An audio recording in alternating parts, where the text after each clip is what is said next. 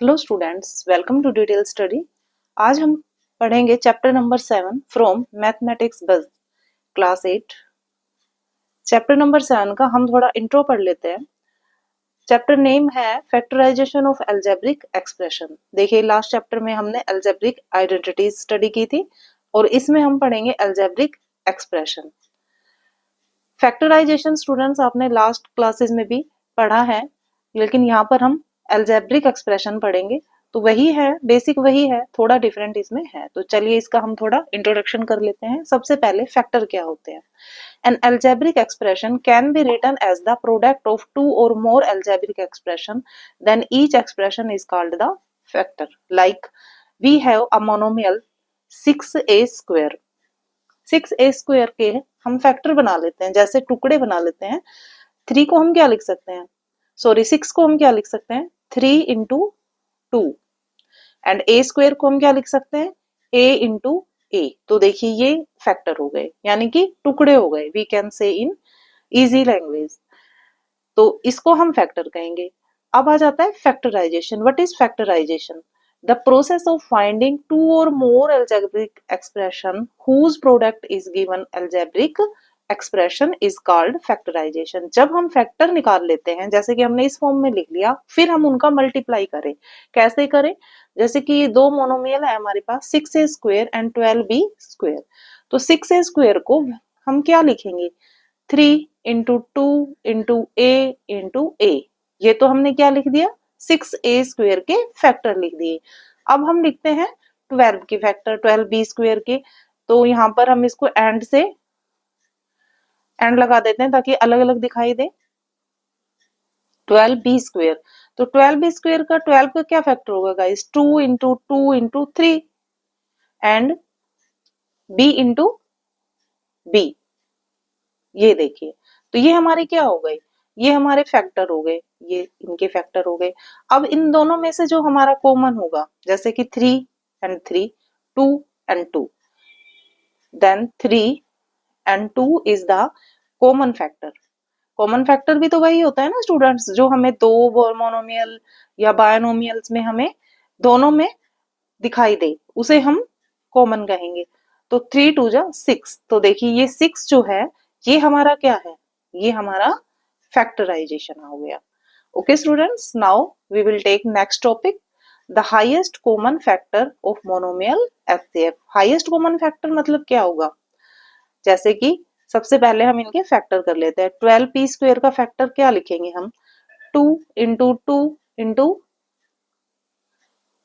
3 into p into p। ये किसका factor लिखा हमने, 12p स्क्वायर का। एंड 6p क्यूब का फैक्टर क्या होगा हमारे पास, 6p क्यूब का फैक्टर होगा 2 into 3 into p into p into p। ये देखिए, अब हमने क्या फाइंड करना है, HCF यानी कि हाईएस्ट कॉमन फैक्टर। तो हाईएस्ट कॉमन देखना है हमने, वो फैक्टर तो अपने आप ही हो जाएगा। फिर देखिए हाईएस्ट मतलब जो दोनों में है, सबसे ज्यादा मिलता है।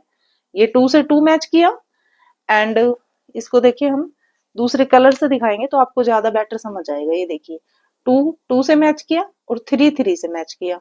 अब P से P मैच किया और P से P मैच किया। जो ये मैच किए है ना, यही हमारे कॉमन फैक्टर हो गए। जैसे कि हम लिख लेते हैं 2 into 3 into P into P, 3 2 जा 6 P स्क्वायर। तो जो हमारा कॉमन फैक्टर आ गया, हाईएस्ट कॉमन फैक्टर मतलब जो सबसे ज्यादा कॉमन है, यानी कि जो सबसे ज्यादा दोनों में दिखाई, दो एक्सप्रेशन में, अलजेब्रिक एक्सप्रेशन में हमें दिखाई दे रहा है, मिल रहा है, तो वो हमारा क्या हो जाएगा, कॉमन, हाईएस्ट कॉमन फैक्टर। चलिए अब इसका नेक्स्ट टॉपिक और सॉल्व कर लेते हैं। नेक्स्ट हमारा पॉइंट है thumb rule of find HCF of two और मोर मोनोमियल्स। थंब रूल जो क्या क्या कहता है एचसीएफ निकालने के लिए, सबसे पहले find the least factor of the coefficient. सबसे छोटे से छोटे टुकड़ों में हम उसके फैक्टर कर लेंगे। Then take the factor of variables, और हम फिर वेरिएबल्स के भी फैक्टर कर लेंगे। Right the HCF of monomial as the product of factor step 1 and 2। देखिए मैं इसको अप्लाई करके बताती हूँ कि हम इसे कैसे करेंगे। 27a square b and 9a square, हमें 2 मोनोमियल्स मिले हैं। तो इन 2 मोनोमियल्स में हम क्या करेंगे स्टूडेंट, सबसे पहले 27 के हम फैक्टर बनाएंगे। फैक्टर क्या होगा इसका, 3 इंटू 3 इंटू 3, 3 3 जा 9, 9 3 जा 27। अब हम देखिए ये हमने फर्स्ट पॉइंट किया, कोएफिशिएंट के क्या कर दिए फैक्टर, ऐसे ही हम 9 के भी कर लेते हैं। एंड 9 के क्या हो जाएंगे 3 इंटू 3। अब देखिए ये हमने अपना फर्स्ट स्टेप कंप्लीट किया है। सेकंड स्टेप क्या कहता है, take the least factor of variables. अब इनके वेरिएबल के, वेरिएबल मींस क्या होता है स्टूडेंट्स, ये अल्फाबेट जो होते हैं, तो इनके फैक्टर ए स्क्वायर मींस क्या होता है, ए इंटू बी, क्योंकि नेक्स्ट हमारा क्या है बी है। अब देखिए ए स्क्वायर, तो ए स्क्वायर का हम लिख देते हैं यहाँ पे ए इंटू ए। ये देखिए तो ये हमने इनके क्या कर दिए फैक्टर और कोएफिशिएंट दोनों के क्या किए हमने, सॉरी कोएफिशिएंट और वेरिएबल्स दोनों के हमने क्या कर दिए फैक्टर कर दिए।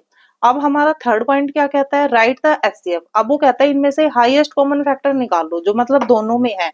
तो दोनों में क्या क्या है हमारे पास, दोनों में 3 है हमारे पास, दोनों में 3 है, लेकिन इसके पास ओनली 2 है। तो जो सबसे कम होगा ना, जैसे सबसे कम का मतलब दोनों में से जो कम है, इसके पास 2 3 है और इसके पास है 3 3, लेकिन जो 2 3 है वो कॉमन लेंगे क्योंकि वो अवेलेबल इन द 2 मोनोमियल्स, दोनों में अवेलेबल है। तो it is will the 3 into 3। And ऐसे ही A and A and A and A represent है 2 मोनोमियल्स में, तो हम लिख देंगे ए इंटू ए। अब देखिए students, we have b in this monomial but there is not, अगर यहाँ नहीं है it means it will be not a common factor, ये कॉमन नहीं है तो इसे हम स्किप कर देंगे। तो सिर्फ जो दोनों में अवेलेबल हम वही पॉइंट्स यहाँ पर लिख देंगे। अब हम इनका क्या करेंगे मल्टीप्लाई, 3 3 जा 9, 3 3 जा 9 एंड a स्क्वायर। तो ये हमारा क्या आ जाएगा, ये हमारा आ जाएगा highest common factor. I hope you understand. अब हम बायनोमियल में इसको और पढ़ लेते हैं।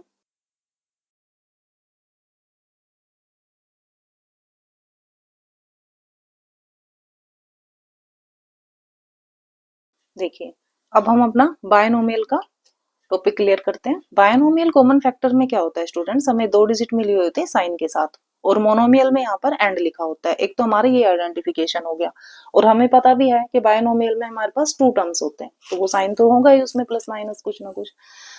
उसके बाद देखिए स्टूडेंट्स, हमने इसमें सेम थिंग करनी है जैसे हमने मोनोमियल में किया था। कॉमन फैक्टर हम इसके बना लेते हैं, 64 के कॉमन फैक्टर हमने ये बना लिए और विद वेरिएबल, और ये हमने 8 के कॉमन फैक्टर बना लिए। अब इसमें से वही कॉमन फैक्टर कर लिए हैं, तो अब हम कॉमन फैक्टर करेंगे। सबसे पहले हमने फैक्टर किए हैं इनके, अब कॉमन लेंगे। तो कॉमन लेंगे तो देखिए इसमें 3 2 मिल गए और इस 3 2 की मैचिंग हो गई, यानी कि 2 इंटू 2 इंटू 2 इंटू 2। इसमें 3 2 है और इसमें 3 2 है, तो वो हमने यहाँ लिख लिए। और इसके अलावा कुछ क्या मैच हो रहा है कि 2a है इसमें, और इसमें भी इसमें 3 2 है और इसमें 2 2 है, तो 2 2 match 2, a into match a match to a।